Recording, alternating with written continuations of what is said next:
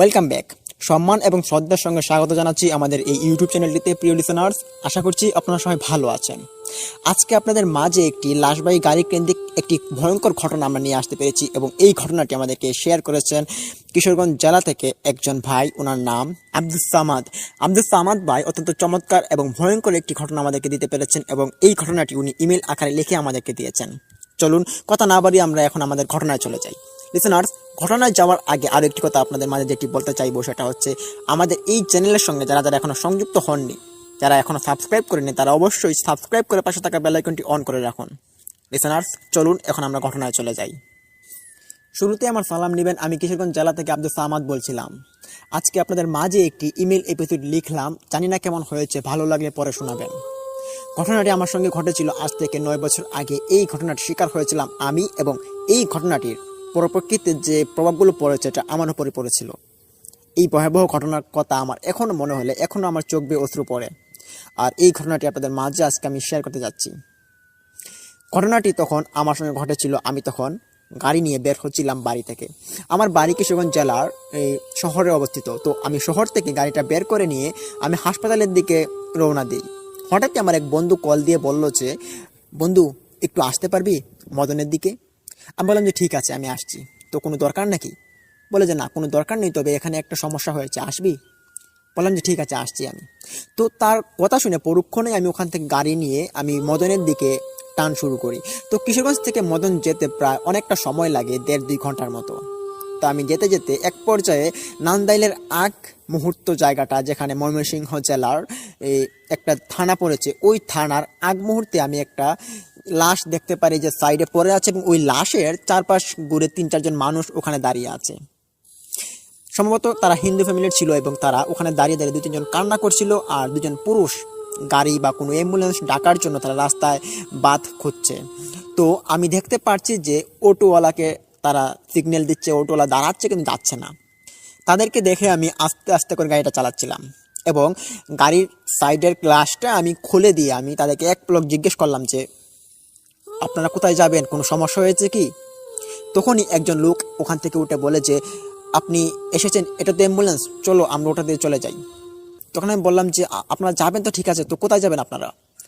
বলে যে, আমরা ওই শ্মশান ঘাটে যাবো। আমার শ্মশান ঘাটে আমার এই ছেলেটাকে ওখানে পোড়াতে হবে এবং অনেক মানুষ ওখানে জড়ো হয়ে আছে, আপনি প্লিজ একটু সাহায্য করুন আমাদেরকে। কোনো অটোওয়ালা যাচ্ছে না, কোনো রিক্সাওয়ালা যাচ্ছে না শ্মশান ঘাটের দিকে। তখন রাত প্রায় আনুমানিক 10টার উপরে বাজে। তখন আমি বললাম যে, শ্মশান ঘাটে যাবেন তো আমি তো ওইটা চিনি না। বলে যে, এটা খুব ছোট একটা শ্মশান ঘাট এবং এটা আপনারা চিনবেন না, আপনার বাড়ি কোথায়? আমি বললাম তখন আমার বাড়ি কিশোরগঞ্জ। তো বলে যে, আপনি চলুন, আমরা আপনাকে দেখিয়ে দেখিয়ে নিয়ে যাচ্ছি। বললাম যে ঠিক আছে চলুন। তারপর আমি গাড়ি থেকে নামি এবং পিছনের সিটটা খুলে দিই। তার পরবর্তীতেই আমি ওই লাশটাকে দেখার জন্য এক পলক যাই, কিন্তু ওখানে থাকা একজন মহিলা আমাকে বলেছে, না, লাশ দেখানো যাবে না, আপনি লাশটাকে গাড়িতে তুলুন। তাদের লাশ আমাকে দেখা যাবে না, এটা একটা স্বাভাবিক বিষয় ছিল। তো আমি দেখিনি। তো আমি ওই লাশের মাথার দিকে হাত ধরি এবং লাশের পাগুলো ধরে, তার বাবা সম্ভবত ছিল, আমি এটা চিনতে পারিনি। তো একজন বৃদ্ধ লোক দেখতে পেলাম যে তার পায়ের দিকে তুললো, আমি তার মাথার দিকে তুললাম। আস্তে আস্তে করে লাশটাকে আমার অ্যাম্বুলেন্সে ঢুকিয়ে দিলাম এবং পরক্ষণেই দেখতে পেলাম যে 2 জন মহিলা এবং 2 জন পুরুষ ওখানে উঠে পড়লো আর 3 জন মহিলা ওখানে দাঁড়িয়েছিল, তারা কান্না করছিল। তারা ওখান থেকে চলে যাওয়ার জন্য সিদ্ধান্ত নিল, বলল যে আমরা যাব না শ্মশানঘাটে, আমাদের যাওয়া বারণ। তখন তাদেরকে বাড়িতে পাঠিয়ে দেওয়া হয় আর 4 জন লোক লাশের সঙ্গে গাড়িতে উঠে।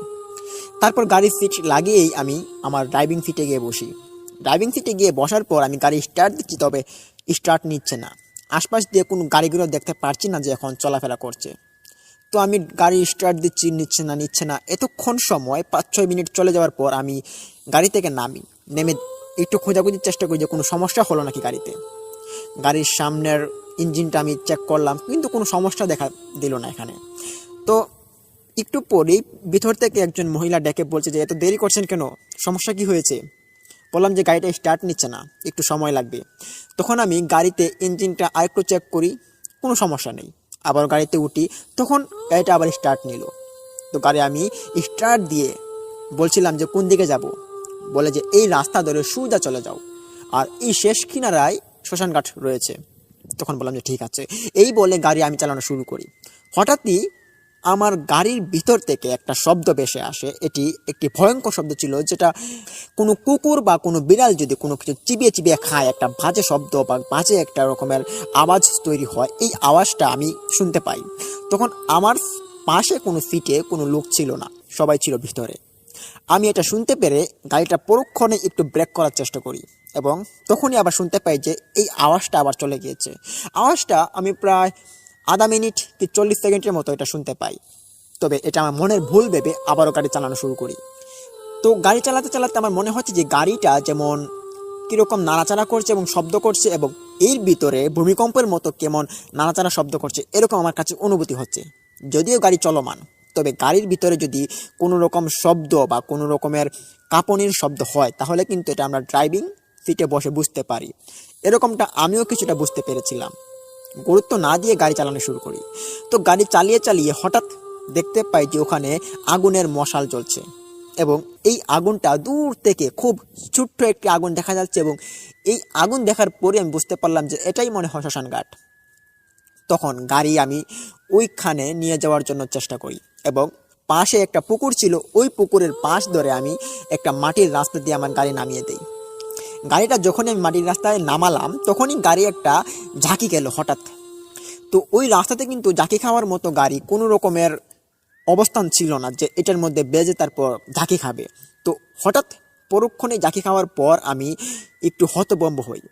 তারপর আশপাশ চেক করি যে কোনো ইট বা কোনো পাথর কি গাড়ির নিচে পড়লো নাকি, কিন্তু না, কোনো কিছু আমি লক্ষ্য করতে পারিনি। আবারও গাড়ি স্টার্ট দেই এবং আবারও যাই, তখন আর কোনো সমস্যা হয়নি।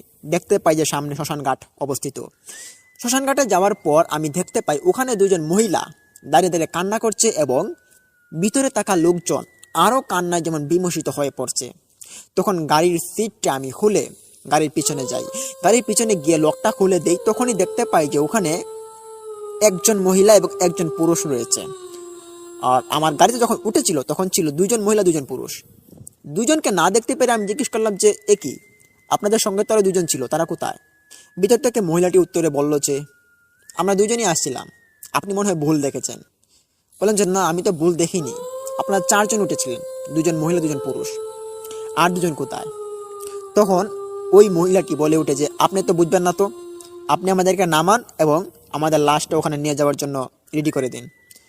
তখন মনের ভিতরে একটু ভয় জন্মালো। আমি বুঝতে পারছিলাম যে এটা কোনো স্বাভাবিক বিষয় না। তখন আমি ওই লাশের নিকট হাত বাড়ানোর চেষ্টা করি। লাশের পায়ের দিকে আমি হাত ধরার জন্য আমাকে দেওয়া হয়, এবং ওই লোকটা তিনি মাথার দিকে হাত ধরবেন। তো আমি পায়েতে যখন হাতটা ধরি, তখনই দেখতে পাই যে লাশের পা এতটা গরম হয়ে আছে, যেই গরমের আঘাতে আমার হাতের মধ্যে যেমন ফুসকা পড়ে যাবে এমন একটা অবস্থা। আমি তখন পরক্ষণে হাতটা সরিয়ে লাশের বাবাকে জিজ্ঞেস করলাম যে আপনাদের ছেলের লাশ এত গরম কেন? আর লাশ তো গরম থাকে না। বলে যে লাশ গরম মানে গরম না, তো দেখুন আমার কাছে ঠান্ডা লাগছে। আমি বললাম যে না, এটা তো গরম। তখন ওই লোকটা বলে যে দেখুন, আপনি কী সব বলছেন উল্টাপাল্টা, এসব আপনার ব্যক্তিগত বিষয়, আমাদের বিষয়ে কোনো নাক গলাতে যাবেন না। আপনি আমাদের লাশটাকে নামাবেন কি না? আমি বললাম যে না, আমি নামাতে পারবো না, আপনারা স্বামী স্ত্রী মিলে আপনাদের ছেলের লাশ নামান। তখনই পাশে থাকা মহিলাটি আমার দিকে রাগান্বিত অবস্থায় তার চোখগুলো বড় বড় করে তাকিয়েছিল। আমি দেখতে পেরে একটু অবাক দৃষ্টিতে আমি ওই লোকটাকে জিজ্ঞেস করলাম যে উনি এমন করছেন কেন? লোকটা তখন বলেছে তুমি কি লাশ নামাবে না? তখন ভয়ে আমি বললাম যে ঠিক আছে, আমি নামাচ্ছি। তো হাতের মধ্যে আমার একটা গামছা বেঁধে তারপর ওই লাশের পায়েতে আমি ধরি, এবং ওই লোকটা মাথার দিকে ধরে আস্তে আস্তে করে লাশটাকে আমরা নামাই, এবং নিচে একটা বডি প্যাড রাখা হয়েছিল, ওইটার মধ্যে লাশটাকে রেখে তারপর ওই শ্মশান ঘাটে নিয়ে যাওয়া হবে, মানে যেখানে চিতাশাল ধরানো হয়েছে। তো ওখানে আমরা নিয়ে যাওয়ার জন্য ওই বডি প্যাডে রাখি, এবং ওইটা হাতে করে নিয়ে তারপর ওখানে যাব। যখনই নামার পর দেখতে পারি যে পিছন থেকে আরো 4 জন লোক আসছে। তারা সাদা কাপড় পরিহিত এবং চুল খুব লম্বা লম্বা চুল, মনে হচ্ছে কোনো আত্মীয়, বাট তাদের চুলগুলো দেখে মনে হচ্ছে না তারা কোনো মানুষ। সব দিকে অবাক হয়ে আমি আর কিছু করার বাকি ছিল না। আমি তখন ওই লাশের বডি প্যাডটা আমি ওখানে নিয়ে যাই।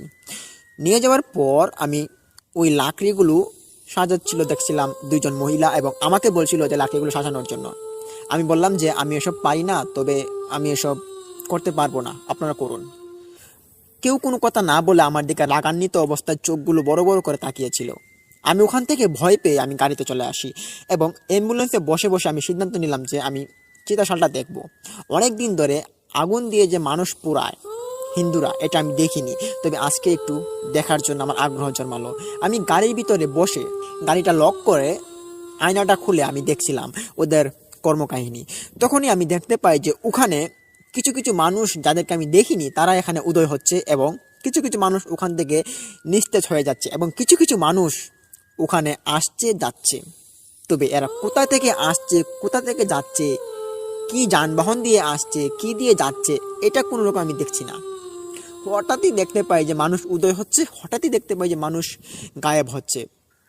দেখতে পেরে প্রচুর পরিমাণে ভয় আমার জন্মালো। তখনই আমার গলায় খুব পানির পিপাসা পায় এবং পানি খোঁজার জন্য আমি আমার আশপাশ দিয়ে খুঁজছিলাম কিন্তু পাচ্ছিলাম না। তখনই মনে হলো যে পানির বোতলটা আমি পিছনে ফেলে রেখেছিলাম। লাশ যেখানে এনেছিলাম, তো লাশটা তোলার পর আমি পানির বোতলটা ওখানে রেখে দিয়েছিলাম। এর জন্য আমার গাড়ি থেকে আবার নামতে হলো। গাড়িটা লক খুলে আমি নামলাম এবং পিছনে যাই, গিয়ে লকটা খুলি। খোলার পর দেখতে পাই যে ওখানে একটা লাশ পড়ে আছে, যেখান থেকে বডি প্যাডটা ছিল ওখানে একটা লাশ পড়ে আছে। তখন অবাক দৃষ্টিতে আমি ওদিকে তাকালাম, তাকিয়ে দেখতে পেলাম যে ওখানে একটা লাশ পড়ে আছে এবং ওখানে একটা লাশ পড়ে আছে গাড়ির ভিতরে। দেখতে পেরে এক চিৎকার দিলাম।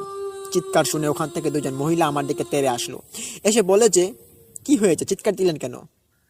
বললাম যেখানে লাশ, এখানে লাশ, দেখুন আমাকে বাঁচান। মহিলাগুলো আমার দিকে অবাক দৃষ্টি তাকিয়ে কোনো কিছু কথা না বলে আবার ওখান থেকে চলে গেল। তখন উঠে দাঁড়িয়ে আমি দেখতে পাই যে ওখানে কোনো লাশ নেই।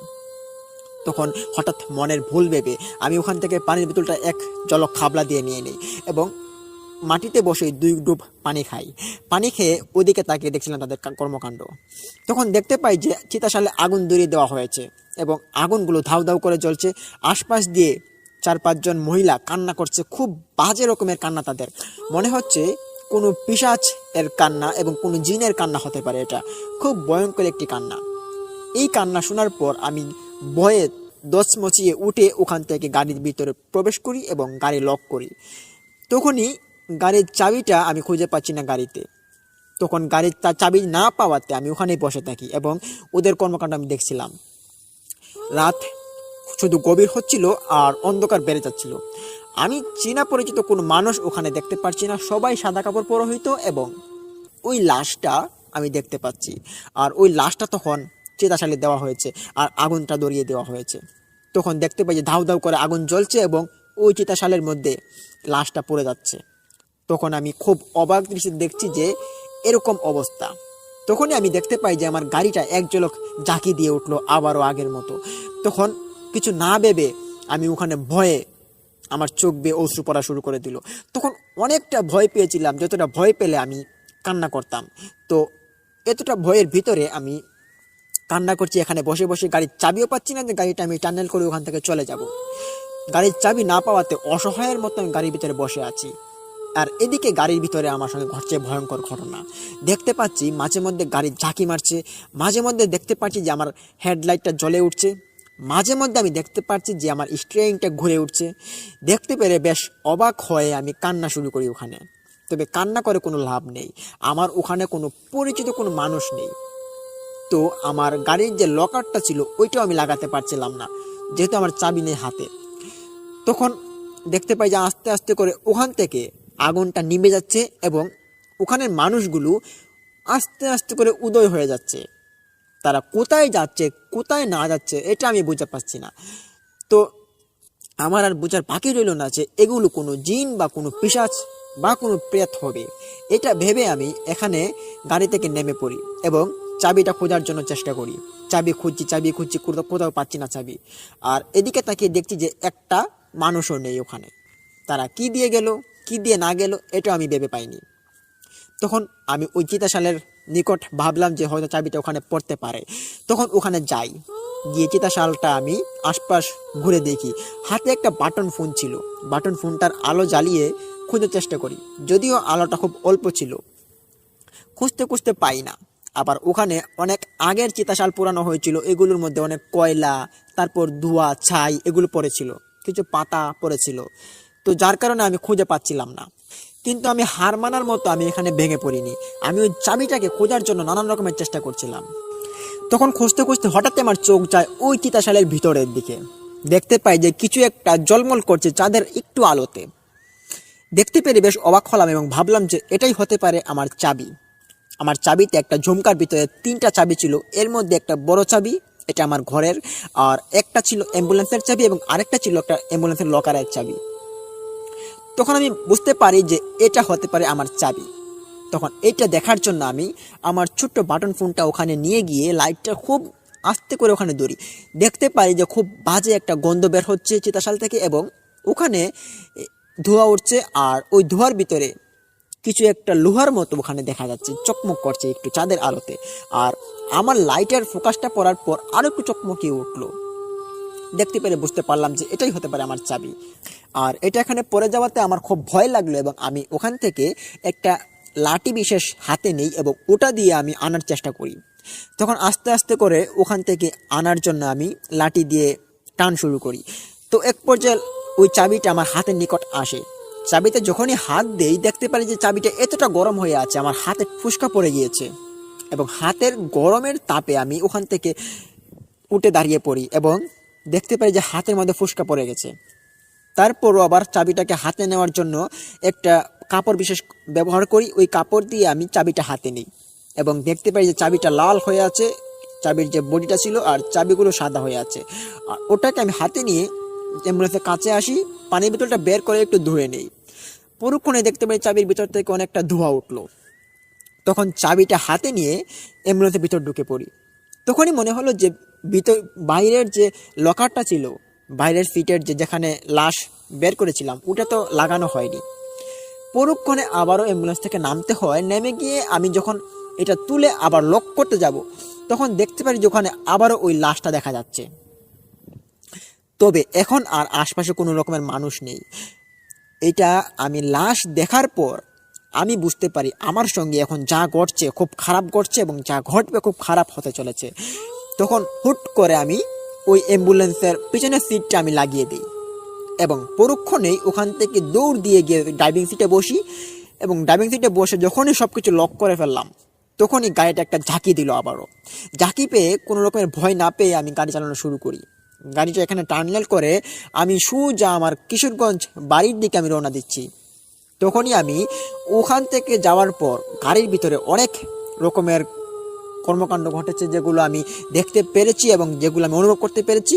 আর এই ঘটনাগুলোর মধ্যে সর্বোচ্চ যে ঘটনাগুলো ভয়ঙ্কর ছিল সেটি হচ্ছে গাড়ি ঝাঁকি দিয়ে উঠলো এবং গাড়ির মধ্যে কাঁপুনি শুরু হয়েছে। গাড়ির ভিতর থেকে আবার কিছু কিছু কান্নার আওয়াজও শুনতে পেয়েছিলাম। তখন ভয় পেয়ে আমি খুব জোরে গাড়ি চালাই। তো গাড়ি চালিয়ে আমি এক পর্যায়ে কিশোরগঞ্জের রোডে চলে আসি এবং ওখানে দেখতে পাই কি কয়েকটা দোকান খোলা আছে। তখন রাত অনেকটা হয়েছে, প্রায় 12টা বাজে। ওই 12টার সময় ওখানে কয়েকটা দোকান ছিল যেগুলোর মধ্যে ছোটো ছোটো চায়ের দোকান ছিল, ওগুলোর মধ্যে চা বিক্রি করতো আর কি। তো ওখানে নামার পর আমি দেখতে পাই যে আমার সারা শরীর ঘাম শুরু করেছে এবং এই ঘাম দেখার পর একজন চায়ের দোকান, উনি আমাকে চিনতেন, আমাকে বলেন যে কি হলো ভাই, আপনি এভাবে ঘামছেন কেন? বললাম যে কিছু হয়নি, আপনি আমাকে একটা চা দেন। তখন ওখান থেকে একটা চা খেয়ে একটা পান খেয়ে আমি ওই দোকানদারকে সাথে করে নিয়ে আমি পিছনে যাই, গিয়ে বললাম যে ভাই আমার সাথে একটু থাকবেন, আমি ওই পিছনে একটু চেক করতে চাই। তখন চাবি হাতে নিয়ে আমি ওই পিছনে লকারটা আমি খুলি। খোলার পর দেখতে পাই যে ওখানে একটা সাদা কাপড় পরে আছে এবং ওই কাপড়ের উপর যে আমি লাশটা দেখেছিলাম ওই লাশটা আর নেই, তবে কাপড়টা ঠিকই পরে আছে। তখন সাথে থাকা দোকানদার লোকটি আমাকে বলে যে ভাইয়া এটা তো একটা কাপড় পরে আছে, এটা কার কাপড়? আমি বললাম যে ভাইয়া বুঝতে পারছি না, তবে একটা শ্মশান ঘাটে একটা লাশ নিয়ে গিয়েছিলাম, এরপর থেকে আজে বাজে ঘটনা ঘটছে। তখন লোকটা বলে যে ভাইয়া কাপড়টা ফেলে দেন কোনো পুকুরে বা কোনো নদীতে, না হলে আপনার ক্ষতি হতে পারে, আপনি এমনি অ্যাম্বুলেন্সের ড্রাইভার আর গিয়েছেন শ্মশান ঘাটে, এটা খুব মারাত্মক একটা বিষয়। আমি তখন আরও ভয় পাই। তখন ভয় পেয়ে ওই কাপড়টা আমি হাতে নেওয়ার জন্য একটু শক্তি পাচ্ছিলাম না, খুব ভয়ে ভয়ে কাপড়টাকে আমি হাতে নিই এবং হাতের মধ্যে করে একটা ব্যাগে নিই। ওই ব্যাগটা আমি অ্যাম্বুলেন্সে ড্রাইভ করে নিয়ে নরসুন্দর রিভার আছে কিশোরগঞ্জ জেলাতে, ওইটাতে আমি ফেলে দিই। তখন ফেলে দিয়ে আমি পিছন ফিরে হাঁটা শুরু করি। তখনই দেখতে পাই যে পিছনে কিছু একটা কাঁচ ভাঙার মতো একটা শব্দ হলো। পিছন দিকে চরকির মতো ঘুরে দাঁড়িয়েই দেখতে পারে যে ওই যে ব্যাগটা আমি পানিতে ফেলেছিলাম ওইটা ভাসমান অবস্থায় ছিল এবং এটা বাসার কথাই ছিল, তবে এটা এখন আর নেই। আর পানির মধ্যে ভীষণ একটা ঢেউ উঠলো। ওই ঢেউয়ের মধ্যে মনে হচ্ছে তলিয়ে গিয়েছে বা কোনো কিছু নিয়ে চলে গিয়েছে পানির নিচে। তখন এখান থেকে ভয় পেয়ে আরও আমি গাড়িতে চলে আসি। তখনই দেখতে পাই যে আমার বন্ধুটা আবার ফোন দিয়েছে, বলে যে কিরে বন্ধু তুই কোথায়? বললাম যে বন্ধু আমি তো এখন আসতে পারবো না, তবে আমার সঙ্গে খুব খারাপ কিছু ঘটছে, প্লিজ আমাকে ফোন দিস না, আর আমি আজকে আসতে পারবো না। এই বলে বন্ধুর ইনভাইটটা আমি ক্যান্সেল করে দিয়ে আমি বাড়িতে চলে আসি। বাড়িতে এসে আমি আমার মাকে এই ঘটনাটা খুলে বলি। তখন মা আমার ঘটনা শুনে ওনার গা শিউরে ওঠে। আমার মা আরও কয়েকজনের সাথে এই ঘটনাটা শেয়ার করেন, তখন আমার মায়ের ঘটনাটা সবাই শুনে সবাই শিউরে ওঠে। আর এই রাত্রিবেলায় যখন আমার মা আমার গাড়িটা চেক করতে আসেন, আমার মা বললেন যে চল দেখে আসি গাড়িটা। তখন দেখতে পাই যে গাড়ির মধ্যে রক্তের দাগ বসে আছে কিছু কিছু জায়গাতে, এবং গাড়ির যে ড্রাইভিং সিটে আমি বসেছিলাম ওই ড্রাইভিং সিটে অনেকটা রক্তের দাগ। তখন আমি মাকে জিজ্ঞেস করলাম যে মা এই রক্তের দাগগুলো তো ছিল না, এগুলো কোথা থেকে আসলো? তখন মা বলেন যে বুঝতে পারছি না তো এটা কি হতে পারে। তো মাকে আমি এই বিষয়ে আর কোনো ঘাবড়াতে দেইনি। তখন মাকে বললাম যে আপনি ঘরে চলে যান, আমি দেখছি এটা কি। তখন রাত্রিবেলা জেগে জেগে আমি ওখানে গাড়িটা পরিষ্কার করার জন্য আমি রওনা দিই। বাড়ি থেকে একটা বালতি এবং একটা মগ নিয়ে আসি এবং কিছু হুইল পাউডার নিয়ে আসি। তখন গাড়িটা আমি ধোয়ার জন্য চেষ্টা করি, গাড়ির ভিতরে পানি দিই, পানি দিয়ে ওই রক্তগুলোকে মুছে দেওয়ার চেষ্টা করি। যখনই আমি ওই গাড়ির ভিতরে পানি দিয়ে ড্রাইভিং সিটটা আমি মুছে আবার পিছন দিকে যাই, তখন আমার সাথে কেউ ছিল না। তখন আমি দেখতে পাই যে গাড়ির ভিতরে যেখানে লাশ রাখা হয় ওখানে ওই কাপড়ের কাপড়টা আবার ওখানে পড়ে আছে। তবে এটা কোনো কাপড়ের কাপড় না, এটা একটা মোটা কাপড়, সাদা কাপড়, তবে এটা মোটা কাপড়। এটা কোনো মুসলমানরা ব্যবহার করে না, এটা একটা হিন্দুরা হয়তো ব্যবহার করতে পারে। আর এই সাদা কাপড়ের মধ্যে লাল বর্ণের দাগ, এটা রক্ত না, এটা সিঁদুর। আমি এতটুকু বুঝতে পেরেছি এটা একটা সিঁদুরের দাগ হবে। ওই দাগটা সাদা কাপড়ের মধ্যে পুরোটা ছড়িয়ে ছিটিয়ে আছে। দেখতে পেরে আবারও ভয় পেলাম। তখন ওই কাপড়টা হাতে নেওয়া সাহস আমি আর করতে পারিনি। ওই কাপড়টা দেখার পর আমি অবাক দৃষ্টিতে কাপড়টার দিকে অনেকক্ষণ তাকিয়ে থাকি। হঠাৎই দেখতে পাই যে কাপড়ের ভিতর থেকে কিছু একটা শব্দ ভেসে আসছে, মনে হচ্ছে কাপড়ের ভিতর কেউ কিছু চিবিয়ে খাচ্ছে। আমি এটা শুনতে পেয়ে একটু মাথাটাকে একটু ঘোরান মারে এবং ওই ঘোরানোর পরই আমি এটা দেখার জন্য হাত বাড়াই ওই কাপড়ের দিকে। তখন হাত বাড়িয়ে আমি যা দেখতে পারি আমি তার জন্য মোটেও প্রস্তুত ছিলাম না। আমি ওই কাপড়টা সরানোর পর দেখতে পারি যে ওখানে একটা মানুষের মাথার কঙ্কাল এবং একটা তাবিজ ওখানে পড়ে আছে। দেখতে পেরে অনেকটা অবাক হই এবং ওখানে অনেকটা ভয়ের কারণে আমার সারা শরীর ঘাম শুরু করে দেয়। তখন আমি ওইটা দেখে এক চলক বাড়িতে চলে আসি এবং বাড়িতে এসে মাকে সব খুলে বললাম। মা আমার সাথে পরক্ষণে রওনা দিলেন এবং দিয়ে আমার সাথে এসে দেখতে পারেন যে ওখানে ওই কঙ্কাল এবং তাবিজটা ওখানে পড়ে আছে। তখন রীতিমতো আমার মাও ওখানে খুব অবাক হয়। আমার মা অবাক হয়ে বলেন যে এটা তুই ধরিস না, এবং কালকে কোনো তান্ত্রিক আমি নিয়ে আসছি এবং দেখছি এটার কারণ কি। তখন গাড়ির সিটটা এখানে লাগিয়ে গাড়িটাকে ভালো করে সেভ করে যেভাবে আমি প্রতিদিনের মতো কাপড় দিয়ে ঢেকে রাখি ওভাবে রেখে আমি ঘরে চলে যাই। সারা রাত তখন ঘুম হচ্ছিল না। পরদিন সকালবেলা আমার মা ঘুম থেকে উঠে আমাকে বললেন যে চল যাই তান্ত্রিকের কাছে। তখন কিশোরগঞ্জ জেলার অনেকটা ভিতরে, এটা মাসকান্দা বাজারের ওখানে একটা তান্ত্রিকের বাসা। ওই তান্ত্রিক, তিনি কবিরাজ তান্ত্রিক দুটোটাই করেন। তিনি ওনার কাছে যাই, গিয়ে বললাম যে এরকম ঘটনা ঘটেছে, আপনি একটু আসুন এবং এসে দেখুন যে এটা কিসের কারণ, কি হতে পারে এটা। তখন তান্ত্রিক সাথে সাথে আমাদের সাথে রওনা দিলেন এবং এসে আমি যখন অ্যাম্বুলেন্সের ওই পিছনের যে ডাপারটা ওইটা আমি খোলার পর তখনই এই কবিরাজ দেখে বলে, সর্বনাশ, এটা তুমি কোথা থেকে পেলে? বললাম যে এটা তো আমি কোথা থেকে পাইনি, তবে এটা আমার গাড়িতে উদয় হয়েছে। আর আমি কালকে রাত্রিবেলা একটা লাশ, মৃত ব্যক্তি, তো ওইটা কোনো লাশ ছিল না, এটা হতে পারে কোনো জিন বা পিশাচ। যতটুকু কর্মকাণ্ড আমি দেখেছি তারা অদৃশ্য হয়ে পড়ে, অতটুকু দেখার পর আমি বুঝতে পারছি যে এটা কোনো পিশাচ বা কোনো জিন হবে। তো এদের সঙ্গে আমি একটা লাশ নিয়েছিলাম, এরপর থেকে আমার গাড়িতে এরকম অবস্থা। তখন কবিরাজ বলেন যে সর্বনাশ, এইগুলো তুমি একটা মাটিতে পুঁতে দাও, না হলে ক্ষতি হতে পারে। তখন আমি বললাম যে কোথায় পুঁতবো? বলে যে এগুলো তুমি কোথায় থেকে নিয়ে এসেছো বা কোথায় তোমার সঙ্গে এরকম ঘটনা ঘটেছে। তখন পরক্ষণে উত্তরে বললাম যে আমি যে কালকে রাত্রিবেলা যে লাশটাকে ওখানে নামিয়ে দিয়ে এসেছিলাম, তো ওখান থেকে আমার সঙ্গে এরকম ঘটনা ঘটছে। তখন ওই তান্ত্রিক আমাকে বললেন যে চলো আমার সঙ্গে, এবং আজকে রাত্রিবেলায় আমরা ওই কঙ্কালের মাথাটা এবং ওই তাবিজটা ওখানে পুঁতে দিয়ে আসতে হবে রাতের মধ্যে। তখন আমার মাকেও সাথে নিয়ে নিই। যখন সন্ধ্যা গনিয়ে আসে, তান্ত্রিক আমাদের বাড়িতে আবারও আসেন। তখন তান্ত্রিককে সাথে করে নিয়ে অ্যাম্বুলেন্সে আমরা উঠে বসি। আমি অ্যাম্বুলেন্স ড্রাইভ করি। তখন ওই শ্মশান ঘাটে আবারও আমরা গিয়ে পৌঁছাই। শ্মশান ঘাটটা খুব ছোট্ট ছিল, এবং ওই শ্মশান ঘাটে যাওয়ার পর আমি দেখতে পারি যে শ্মশান ঘাটের আশপাশ দিয়ে কিছু মানুষ বিশেষ কালো কালো তারা ঘুরে বেড়াচ্ছে। দেখতে পেরে আমি তান্ত্রিককে জিজ্ঞেস করলাম। তান্ত্রিক বলে যে এগুলো কোনো মানুষ নয়, এগুলো জিন। তখন আমি চুপটি করে ওখানে দাঁড়িয়ে পড়ি, এবং ভয়ে আমার সারা শরীর তাণ্ডব হয়ে যাচ্ছিল। তখন আমার মা আমার সঙ্গে এগোচ্ছিল না, খুব ভয় পেয়ে। তখন তান্ত্রিক আমাকে বলল যে কি হলো, এগোচ্ছ না কেন? তখন মনে সাহস করে নিয়ে আমি এগোই। যেতে যেতে আমি ওখানে দেখাই যে কালকে ওখানে একটা লাশ পোড়ানো হয়েছিল, এবং এখানেই আমার চাবিটা হারিয়েছিল, ওখান থেকে আমি চাবিটা পেয়েছিলাম। আর এরপর থেকে আমার এরকম ঘটনা। তখন তান্ত্রিক ওখানে আমাকে বললো যে এখানে একটা গর্ত করো। আমি অ্যাম্বুলেন্স থেকে একটা কোদাল নিয়ে এসেই ওখানে একটা গর্ত করি। গর্ত করার পর ওই তান্ত্রিক কিছু মন্ত্র পড়লেন, এবং মন্ত্র পড়ার পরপরই তিনি ওই কঙ্কাল এবং ওই তাবিজটা ওখানে পুঁতে দেন। পুঁতে দেওয়ার পর দেখতে পারি যে ওই মাটিটার মধ্যে একটা ভূমিকম্পের মতো একটা আক্রমণ একটা সৃষ্টি হলো, যেটা হওয়ার পর আমরা মাথা ঘুরিয়ে পড়ে যাই। তো এটা আমরা মাথা ঘুরিয়ে পড়ে সেন্সলেস হইনি, আবার উঠে দাঁড়াই। তখন তান্ত্রিক ওখানে বলে যে তাড়াতাড়ি চলে এসো এখান থেকে। তান্ত্রিকের সঙ্গে আমি এবং আমার মা দৌড় দিয়ে অ্যাম্বুলেন্সে উঠে বসি, এবং অ্যাম্বুলেন্স জুড়ে চালিয়ে এখান থেকে চলে আসি। তখন তান্ত্রিক আমাদের বাড়িতে এসে ওনাকে খাবার খেতে দেয়, এবং উনি আমাদেরকে এই গল্পের বিস্তারিতটা বলেন আমাদেরকে। তখন জানতে চাইলে তিনি বলেন যে এটা হচ্ছে একটা জিনের লাশ ছিল, আর কালকে রাত্রিবেলায় হয়তো ওই জিনটা মারা গিয়েছিল, আর ওই জিনটা তোমার অ্যাম্বুলেন্স দিয়ে গিয়েছিল, যার কারণে তোমার সঙ্গে এরকম ঘটনা ঘটেছে। আশা করি তোমার এরকম ঘটনার সম্মুখীন আর কোনো খারাপ কিছু হবে না, যেহেতু তুমি তাদের কোনো ক্ষতি করোনি। তখন ওই তান্ত্রিক আমাকে কিছু তাবিজ এবং কিছু পানি পড়া আর সাথে কিছু ওষুধ আমাকে দিয়ে তিনি এখান থেকে চলে যান। পরদিনে আমার শুরু হয় খুব অসুস্থতা। আমি জ্বরে আমার সারা শরীরে কাঠ ফেটে জ্বর উঠেছে, এবং এই অসুস্থতার মধ্যে আমার টাইফয়েড হয়ে যায়, এবং এরই মধ্যে অনেক দিন যাবৎ আমি অসুস্থ ছিলাম। আর প্রায় 1-1.5 মাস পর আমি অনেক রকমের অসুস্থতা থেকে আমি সুস্থ হই। তারপর 1-1.5 মাস পর যখন আমি সুস্থ হয়ে উঠি, তখন আর এরকম ঘটনা ঘটেনি।